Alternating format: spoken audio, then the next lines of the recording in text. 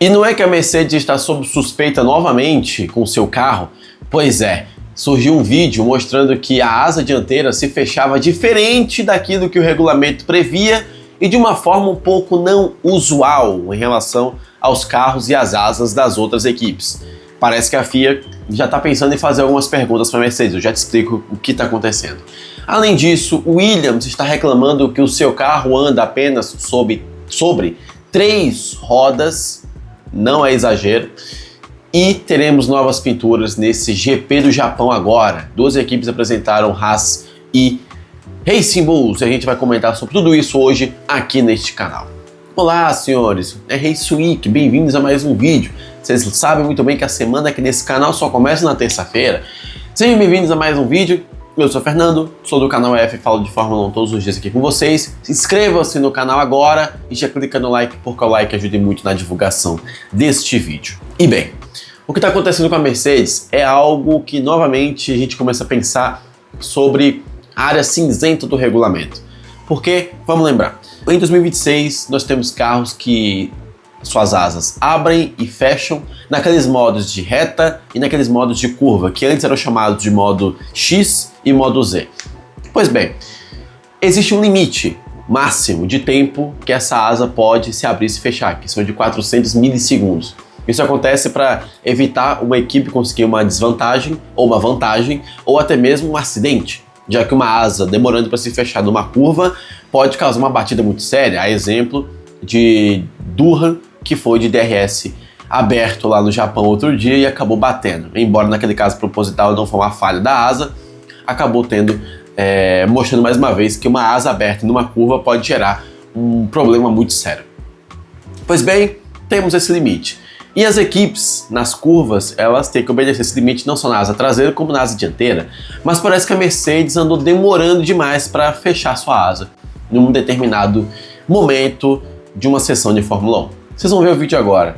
Do lado esquerdo nós temos a asa se fechando normalmente e no lado direito nós temos uma demora nessa asa para isso acontecer. Parece que passou dos 400 milissegundos previstos no regulamento. E as pessoas estão começando a desconfiar se isso foi de propósito, se isso foi uma falha ou se foi uma falha proposital. Porque se a asa demora para se fechar numa entrada de curva e ainda se fecha, bom, a asa vai se fechar, para ela se demora, o piloto consegue ter uma vantagem, uma mini vantagem na entrada da curva, porque ele vai ter um pouco menos de arrasto em relação aos outros que se fecharam na hora certa, o carro já vai chegar com um pouquinho mais de arrasto. E pode ter sido proposital, porque a Mercedes pode ter visto que o regulamento diz que tem que fechar em 400 milissegundos, mas pode ser, ninguém falou que se acontecer uma falha está liberado. Por quê? A carga aerodinâmica ela muda de acordo com a entrada do piloto numa reta e numa curva. Como você consegue perceber ainda no vídeo, o lado esquerdo ele está na parte da borda da pista, enquanto o lado direito ele já está um pouco mais para o meio da pista. E isso interfere a angulação do carro, até mesmo a inclinação da entrada na curva e por aí vai.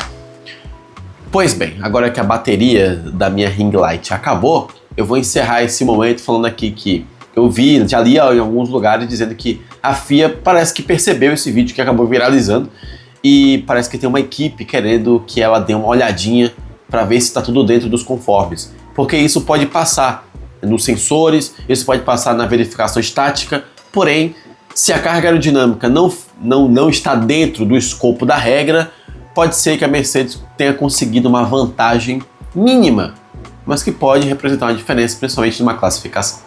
Pois bem, agora quem realmente tem um problema para resolver, um pepino nas mãos, é a nossa Williams, que não começou a temporada do jeito que queria, não foi um início legal para a nossa equipe de groove, e os problemas continuam. Se antes a gente achava que a Williams estava pilotando com um barco azul, já que o carro é bem pesado, o álbum deu algumas palavras dizendo que o problema vai além disso, e que a equipe não pode se esconder apenas no sobrepeso. De acordo com ele, a equipe tem um problema de andar sobre 3 rodas.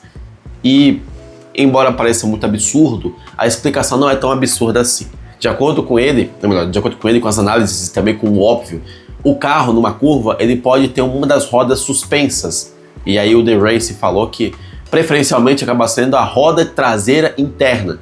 Isso acaba evidenciando um problema seríssimo de equilíbrio no carro. Porque se as 4 rodas não ficam no chão, elas têm um problema de aderência mecânica, ou seja, pouco contato do pneu com o solo, e assim acaba perdendo velocidade na saída da própria curva e assim, consequentemente, em toda a volta, perdendo um tempo crucial que pode ser muito importante, e é muito importante em qualquer momento de uma prova. O álbum até chegou a pegar um pouco mais pesado, perdoa pelo trocadilho, já que a gente está falando de Williams, dizendo que talvez a Cadillac seja mais rápida que a Williams nas curvas, por causa desse problema. E falar que a Cadillac é mais rápida que alguém em alguma coisa em 2026, para minha surpresa, é bem difícil, porque eu achava que a equipe iria fazer um carro até interessante, mas não, parece que o carro é muito mais devagar do que eu imaginei. E é uma pena, porque eu tinha muitas expectativas para a Williams, e conforme as notícias vão chegando, parece que os problemas vão aumentando.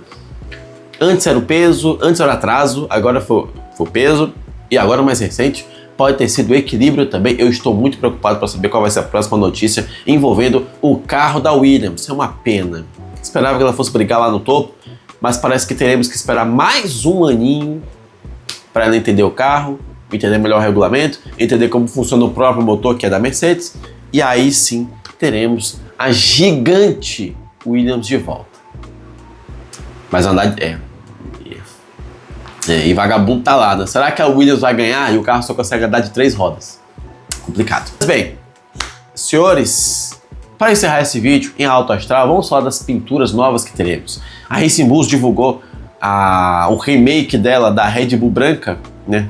Red Bull branca, né? Que é branca e vermelha, lá para o Japão. Aquela clássica de sempre, a Red Bull tem um apreço maior pelos japoneses, algo que a gente sabe, não só pela relação que ela teve com a Honda, como também é um ambiente de cultura jovem, de cultura underground, de Need for Speed, Tokyo Drift, que é uma das referências. A Red Bull acabou fazendo uma alteração na sua pintura lá na Racing Bulls. O carro ficou bem bonito, bem jovem, bem GT, né? Bem GT, embora seja um carro de Fórmula 1. Eles até fizeram uma repaginação no vestuário e tal, fica bem bonito. Enquanto a Haas vai usar uma pintura especial em referência ao Godzilla. Se esse Godzilla estivesse no carro da Williams, a gente diria o quê? Tá explicado porque tá tão pesado. Mas no caso da Haas é uma situação mais de, óbvio, promoção, não da própria marca, quer dizer, acaba sendo diretamente, mas a promoção da marca que é detentora, né, dos direitos de imagem do Godzilla lá no país asiático, porque vão lançar um filme, acho que perto do final do ano, e está previsto para ter uma pintura especial assim, não só no Japão, como vai ter nessa corrida, como também lá no GP dos Estados Unidos em outubro. Então, a Tohoku, se não me engano, é Totoko, fez uma parceria com a Haas que vai durar durante todo o ano, né, divulgando produtos licenciados e por aí vai. Mas vamos falar da pintura, eu gostei também. Não ficou com o caráter GT que eu gostaria, porém ficou com uma ideia interessante, né? Uma ideia legal, uma ideia de fato Godzilla, né? Eu não quero dizer que ficou uma ideia jovem, eu não quero parecer o Domenicali, né? Ficou uma ideia jovem, uma ideia atual. Não ficou uma ideia atual, ficou isso aí. Eu gostei, eu não sei definir, mas ficou isso aí. O que eu posso falar? Não tenho elogios mais para fazer e nem deselogios. Eu só gostei. Minha opinião. E coincidentemente, logo depois de gravar esse vídeo, agora na edição, a Mercedes divulgou que vai usar uma asa dianteira com uma pintura especial, juntando tudo que eu falei aqui. Tem uma referência a um lobo, eu não faço ideia de qual é o lobo, não sei se é por causa do Toto Wolff, eu acho que não. Mas a Mercedes está lançando uma nova coleção de roupas e vai usar o GP do Japão para fazer essa divulgação. E, ironicamente, ou coincidentemente ou não, justamente a asa dianteira. Agora eu quero que você comente aqui embaixo o que vocês acham das pinturas também e de tudo que eu falei aqui nesse vídeo. Sobre a Mercedes, pelo fato de ser um vídeo pela internet, e a Mercedes com certeza vai poder usar o argumento da carga aerodinâmica, talvez isso passe desapercebido, seja só uma suspeita que vai ser levantada pela internet. No caso da Williams, a minha preocupação é mais pessoal mesmo, porque eu banquei aqui com vocês, falei que a Williams seria uma equipe vencedora muito em breve, a Super Williams estava voltando e até agora nem a Williams chegou, imagine a Super.